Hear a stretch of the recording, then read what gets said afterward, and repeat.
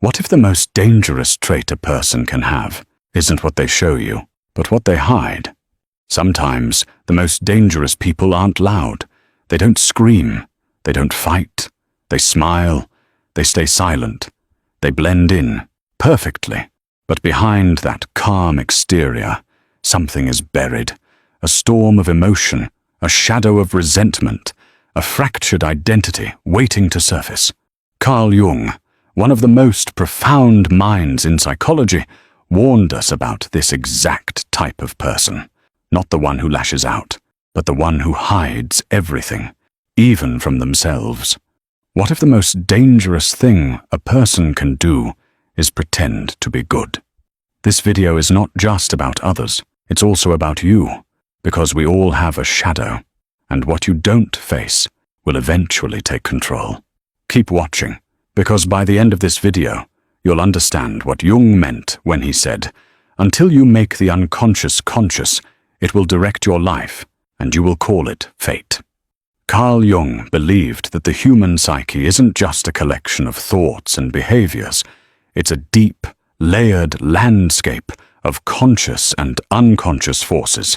One of the most dangerous forces, he warned, is repression, the act of pushing down thoughts, emotions, desires, and instincts that we consider unacceptable.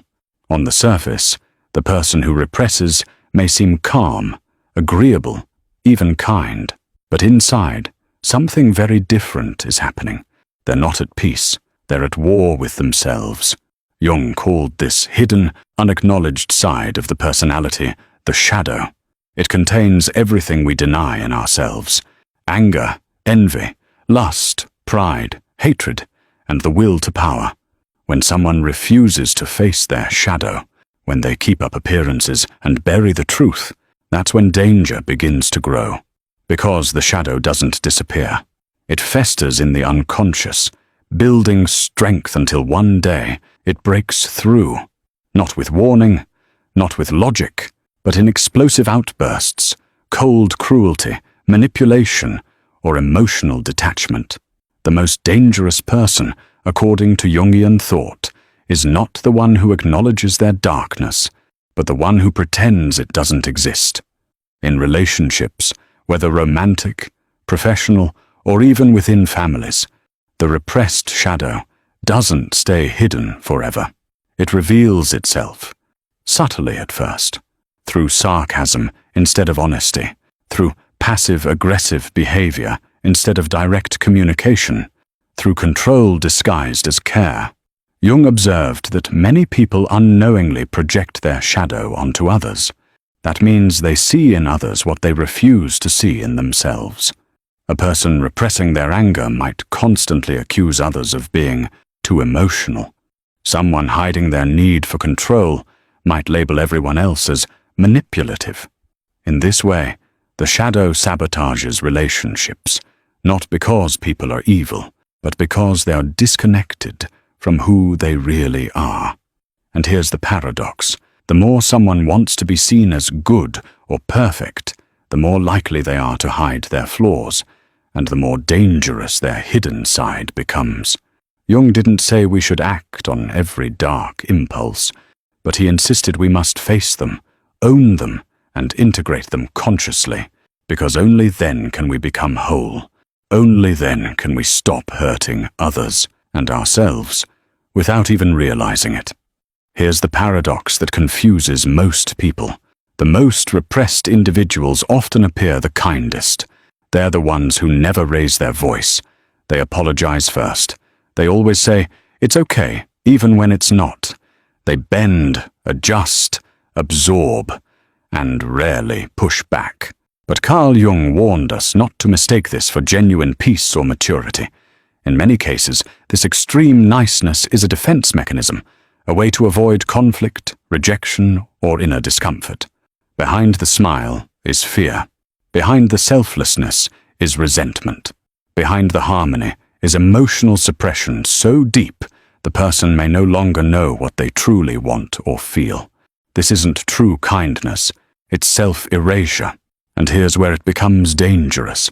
When a person represses their own needs, emotions, and desires for too long, the shadow grows stronger in the dark. Eventually, that person may explode, not just with anger, but with betrayal, cruelty, or complete emotional withdrawal. People around them are left confused, even shocked, but they were always so nice. That's the danger Jung was talking about. The facade is calm, but underneath is chaos. Before we continue, please take a moment to like this video. Your support helps more people discover these ideas. And if you're enjoying this journey into the mysteries of the mind, make sure to subscribe so you don't miss what's coming next. Now, back to the video. So what happens when we continue to ignore the shadow? When we keep pretending everything is fine, when deep down, it's not? Carl Jung believed that what we repress doesn't just go away. It shows up elsewhere, in nightmares, in compulsions, in sudden mood swings, in self-sabotaging behaviors we can't explain. But perhaps the most damaging consequence is this. When we deny part of ourselves, we lose control of it. The shadow becomes autonomous. It leaks out in moments of stress, in our closest relationships, and in how we treat ourselves. Some people collapse into depression, others lash out at loved ones. Some become addicted to work, substances, even toxic relationships, in a desperate attempt to keep the shadow quiet. Jung saw this as a tragedy of the modern person. We're so busy trying to be what others want us to be that we forget how to be whole. And wholeness isn't about perfection.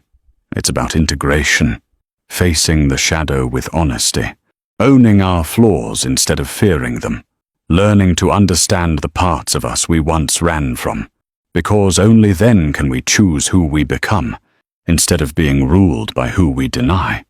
Carl Jung didn't want us to fear the darkness within. He wanted us to understand it, to realize that the most dangerous person isn't the one who yells or rages. It's the one who wears a mask for so long they no longer know who they are. The danger isn't in emotion, it's in emotional dishonesty. It's in pretending to be fine while slowly unraveling inside. It's in denying your needs, hiding your anger, repressing your sadness until it bursts out in destructive ways. But it doesn't have to be that way. You don't have to be ruled by your shadow. You can face it, understand it, and integrate it, not to become perfect, but to become real. Because the truth is, only the person who's willing to meet their own darkness can ever truly stand in the light. If this message resonated with you, please like this video. Leave a comment below and share your thoughts. Do you relate to this idea of the hidden self? Have you ever seen this dangerous kindness in yourself or others? I'd love to hear your experience. And if you want to go deeper into Jungian psychology, shadow work, and the hidden parts of the human psyche, subscribe. Thanks for watching. Stay curious and stay courageous. See you in the next video.